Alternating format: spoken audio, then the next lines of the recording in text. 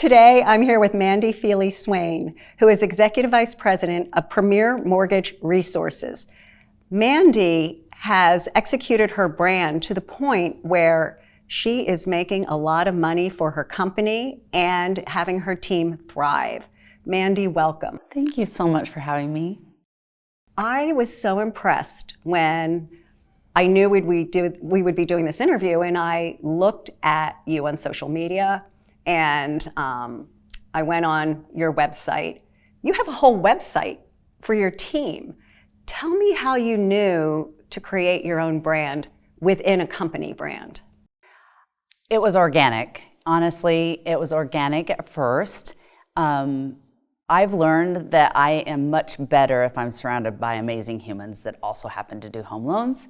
And I love that I've been able to share the opportunities that I've received in the mortgage space with other amazing humans. And so when it first started, it started during the, after the crash, a lot of skepticism with consumers about going to a bank, and there was a lot of, they were very pensive. And so we first named the team like a very generic name, and that did not fly with consumers. And when I met with somebody and they said, why don't you just name it your name? People they want to have a visceral connection to you. They want to feel confident in that they're coming and sharing their financial story, their hopes, their dreams of homeownership with you. And so that's when Team Mandi was born. And it wasn't really, I didn't have this like grand plan to build an amazing team, which I am blessed every day to spend time with. That was never like, I didn't see that down the road, but I did see that the consumers, the home buyers, they needed to connect. And that's where it started. And it started because in that same year, after the crash, you found that any opportunity that came your way, or at least for me, I felt such gratitude. So I started writing hundreds of thank you notes every single month. And by that following, January 13th, so I really went from, back in the business in 11, 12, and then in January 13th, I went on vacation with my kids, and I thought, if I can take my kids on vacation to Disney World, they were like 2 and 5 or 3 and 6, I can't remember the exact ages now, but I knew that I had done something important, because I remember McDonald's on Wednesdays was like the most I could afford during the crash. And so I was able to take them to Disney World. And coming home from that, I had 25 new referrals because I'd spent so much time paying it forward with gratitude, and just the thought process that no matter what the opportunity was, whether it resulted in a loan, that was irrelevant to me. I just wanted to show gratitude. And I came home to 25 new referrals. And that's when my mentor told me, Mandi, you need to hire somebody to help you. Yeah. And it's been growing ever since. Ever since. I love the fact that your brand represents human connection and, as you were saying, gratitude, because it's one thing to get a form letter, thank you for whatever, but you took the time to personally write and acknowledge. And I think that is so important. You've brought like that human touch back into the process, and that does give people trust and confidence in you. Yeah, I think, tech is amazing.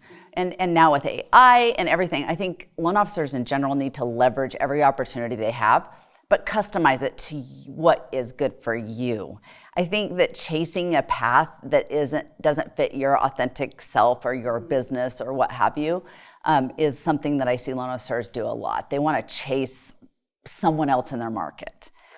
They need to learn to be the own disruptor in their own market. And the way I did that is just by really focusing on what I knew I could do. And I knew that my parents instilled in me that gratitude and appreciation, that's one thing my mom said when I was young, and it stuck with me, is she said, you just don't have much appreciation. And I was like 16, and it really kind of like took me back. You don't really appreciate. And I thought, I'm going to do better at that in my life. And since then, I've built a team, and I have 4 licensed loan officers on my direct team. And I have my processors, and this year I think we're going to be blessed to, I think they're already at $120 million in production right now. And so I love being a frontline leader. I love being part of the mortgage process and seeing that. But circling back, I think that for me, marketing-wise, even to this day, we write over 1,000 thank you notes, handwritten thank you notes a year as a team. And so that's still part of our brand that we've no matter tech, to your point, is not going to take it should never take away that human connection, because that is really what Americans need. They want the dream of homeownership, and that didn't come because they had a computer, right? Right. Tell us, what was the biggest career risk you've taken to date, and would you do it again? Let's see, that's a hard one. I think for the most part, even things like this, I have to kind of gear up and put my big girl pants on. And I always tell our team, if you're scared, growth and comfort can't coexist in a world where you want to be better.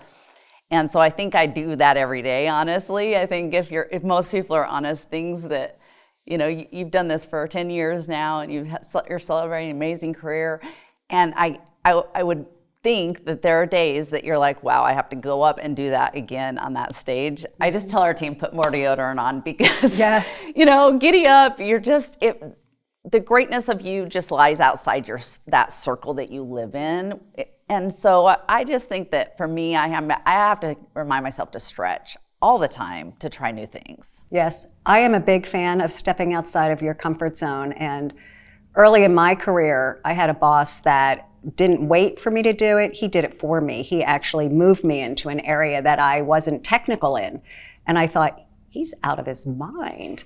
But he told me why he was doing that, because he wanted my skills to transfer. He didn't need my technical skills. He needed my leadership skills. And so if he hadn't done that, I would have been on a very different career path. So I think it's great that you encourage your team to step outside of their comfort zone, because what's the worst thing that could happen, right?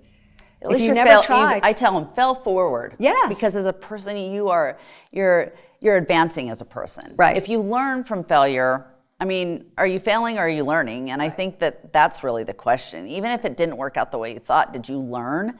And I think that's the great part of the mortgage space, is if you're a continual learner, you're a continual earner. Yes. Oh, that's a great quote. Yeah. If you're a continual learner, you're a continual earner. And I do believe that.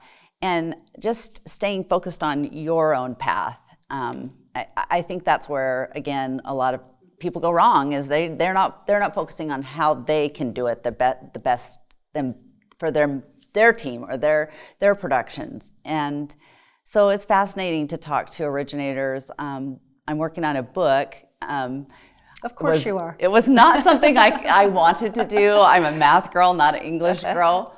But after much encouragement, after 30 years in the mortgage space, and just feeling really blessed with my life and the people I've been able to serve in my community, I wanted to pay it forward, because so many people have poured into me as a person, as an originator, as the executive vice president of Premier, and the trust and faith of those team members that come to work with on the same team as me every day. And so I said, okay, fine. So my husband, Corey, and our marketing director, Candace, said, you can do this. And I was able to interview,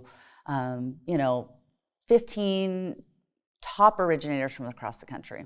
And here's the secret, and you'll know it. It's just staying consistent and having processes. There is no secret sauce to this business. But top originators across the country, no matter how they get their business, and they get their business all different ways, but the key component of all of them is they have processes, and they're very consistent with their business. That is good for people to know. And some people don't, I'm going to just say it, give enough credit to following a process and how much it means to your success. So I have one last question for you. You clearly inspire your team. You're inspirational. What inspires you? I stay focused on my why, and that keeps me very, very grounded. And my why over the years has changed. I think I went through a divorce and I had my kids and they were little nuggets, and my why then was making sure they had food on the table and paid the bills. And now I progressed and my why changed, and to see younger originators come into the mortgage space and be learning and be hungry to help home buyers has been, now that inspires me. And to pay it forward to the women on my team that maybe didn't think that they could make six-figure incomes and be the breadwinner of their family. I feel so passionate about helping other people achieve their greatness. And so for me, watching them be amazing, I created a coaching program called Origination Boost, and seeing people do those things, those little things that make the big difference in their business, and seeing those people reach past whatever they thought their ceiling was by tools I've been able to share with them, that's inspiring to me.